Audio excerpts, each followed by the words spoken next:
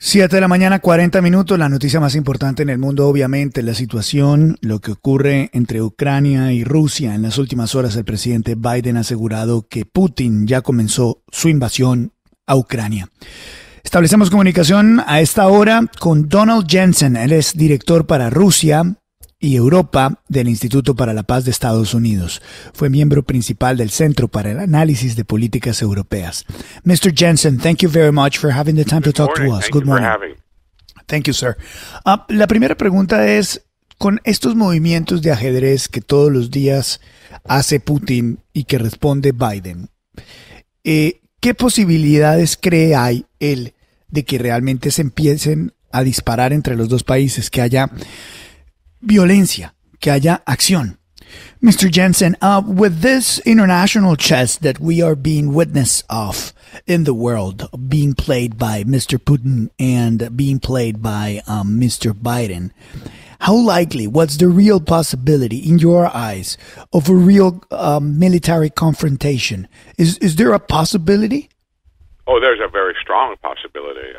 The situation is very dangerous, but the confrontation would be in the first phase between Ukraine and Russian troops in the area where Putin made the provocative move to annex or recognize the independence of the separatist regions. If he goes further to the full boundary of those regions, he's going to run into the Ukrainian army, and that's right there right now. The shooting back and forth has increased slightly, but there's a very strong possibility that the two armies, which are very close to each other, could fight sometime soon, perhaps even today. So it's a very dangerous situation. Es una posibilidad real y es una situación realmente peligrosa. En este momento estamos hablando de un conflicto en donde Rusia en el área donde Rusia hizo el movimiento de Ucrania, pero si sale más allá de esa región, que es lo que está pasando, las dos armadas, la ucraniana y la rusa, podrían efectivamente empezar a pelear de verdad, y eso es una situación real y sumamente peligrosa. ¿Podría explicarnos el profesor Jensen de dónde viene esto? ¿Por qué Putin tiene esta idea de quedarse con Ucrania? ¿De dónde viene ese apetito? Mr. Jensen, we would like to know a little bit of the context. Why are we here? Why is Mr. Putin so eager to invade Ukraine? Well, that's an excellent question. You get right to the heart of the matter.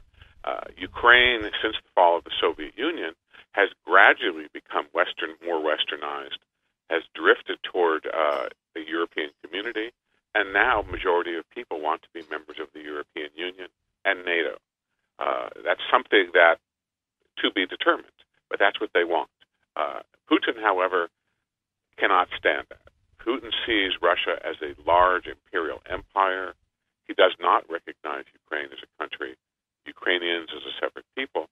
And frankly, if Ukraine becomes a democracy, and it already is in many ways, if Ukraine becomes a democracy, that will threaten his own hold, his own grip on Russia, which, as you know, is highly dictatorial, authoritarian, and Putin does not want a democracy next door. Es una gran pregunta. Desde que Ucrania empezó a occidentalizarse, las cosas han cambiado de manera drástica. La mayoría de los ucranianos quieren ser miembros de la OTAN y de la Unión Europea, y Putin no soporta esto. ¿Por qué? Porque Putin ve a Rusia como un imperio, y al ver a Rusia como un imperio no ve a Ucrania como un país.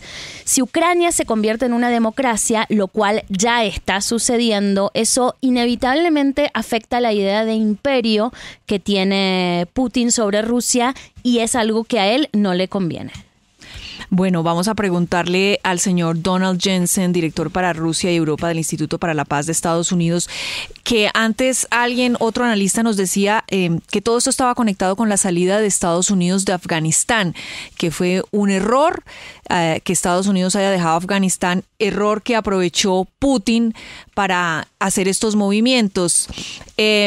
Mr. Jensen, good morning.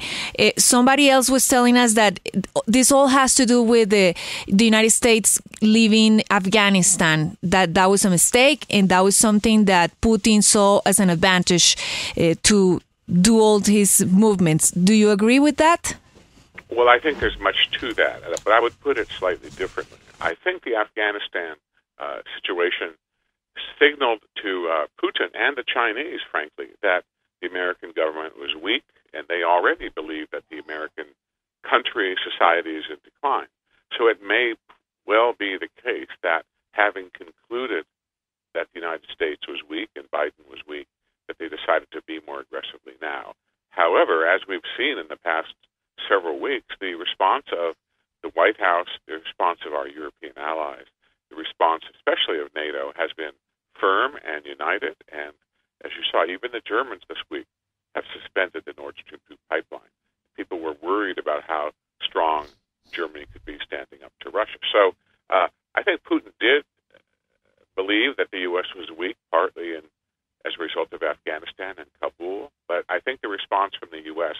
has been convincingly that the U.S. is still very strong and the allies are holding together very well. Creo que hay un tema ahí, lo voy a poner de manera distinta. La situación en Afganistán le hizo creer a China y a Rusia que Estados Unidos estaba debilitado y que el gobierno Biden estaba debilitado. Al pensar o al entender que Estados Unidos estaba debilitado, decidieron ponerse más agresivos. Sin embargo, la respuesta de la OTAN, la respuesta de los aliados, la respuesta de Estados Unidos ha sido bastante clara y ha sido contundente. Por ejemplo, las sanciones que ha impuesto a Alemania. Entonces, sí es una realidad que Putin vio debilitado el gobierno Biden y Estados Unidos como consecuencia de lo que vio en Afganistán, pero lo que ha venido haciendo Estados Unidos junto a sus aliados ha demostrado que Estados Unidos es más fuerte de lo que parecía. Luis Carlos, me gustaría preguntarle al señor Jensen si antes de que se escale el conflicto al escenario militar, a una confrontación armada, ¿hay posibilidades todavía de un arreglo diplomático o esa puerta definitivamente está cerrada? Mr. Jensen, do you believe that there's still chance of a diplomatic solution, or do you think that the door is already closed in that sense? I would say we're in the middle. The door is closing. There is still a chance of a diplomatic settlement, but it is closing by the minute. I think there's still a very high chance that Putin will push further. There's still a chance he will try to take over the whole country. After all, he said on Monday, he does not even recognize Ukraine as a separate nation. So I think this crisis is very dangerous and also will last a long time. So for those of you listeners who hope this is resolved quickly, I do not think that it will be. This is a struggle between competing visions of the international system, and Ukraine has picked the Western version, and Putin simply wants to stop that. So this will last a long time. Creo que la situación es que estamos en el medio. La puerta se está cerrando, aún hay chances de arreglarlo de manera diplomática, pero sí se está cerrando. De hecho, existe la posibilidad de que Putin quiera tomar el país entero, quiera tomar a Ucrania completa. Es una crisis peligrosa y es una crisis que va a durar mucho. Y si los oyentes están pensando que esto se va a solucionar rápido, esto no se va a solucionar rápido, porque básicamente se ha convertido en un conflicto entre dos partes que piensan completamente distinto. Ucrania representando a Occidente y Putin o Rusia no aceptando esto. Luis Carlos, quisiera preguntarle al director Jensen sobre una base militar estadounidense que va a ser inaugurada este año en Polonia, que tiene el propósito de tener defensas antimisiles por el riesgo de Irán, pero que hay expertos que aseguran que también tiene la capacidad de ser transformada en lanzamisiles. Sobre eso, ¿Putin tiene razón por la presencia cada vez más cercana a la frontera rusa de la OTAN? Mr. Jensen, there is information that the United States has a military base in Poland with missile capabilities, with the possibility of targeting, places in Russia, and that in a way justifies Mr. Putin's position against NATO and against the United States and against Poland and against Ukraine, that he feels threatened. Is that a justification of what's going on right now? It certainly is not. First of all, contrary to Kremlin propaganda, the United States never promised not to expand NATO, first of all. And second, when they did add new members, it was done in a way to be very careful about not being provocative. So the United States and the rest of the alliance took a lot of care not to put offensive weapons near the border with Russia. And that's really the situation today. What has happened, though, in the face of Russian threats is that NATO has built up its military capability along the Russian border, but there is no chance, and I repeat, no chance, NATO would invade Russia, and there's no threat from NATO to Russia. This is something Putin has made up, partly to justify his imperial ambitions. And as the U.S. has said, and NATO has said often, there is not going to be U.S. or NATO troops in Ukraine defending Ukrainians. Ukraine is not a member of NATO. And finally, I would add that the issue with who is in NATO and in the alliance and who is not for Putin to dictate at a bayonet with a gun or a sword. This is between NATO and Ukraine. And to be honest, there's no prospect of Ukraine joining NATO. Mr. Jensen, let me interrupt you for a second.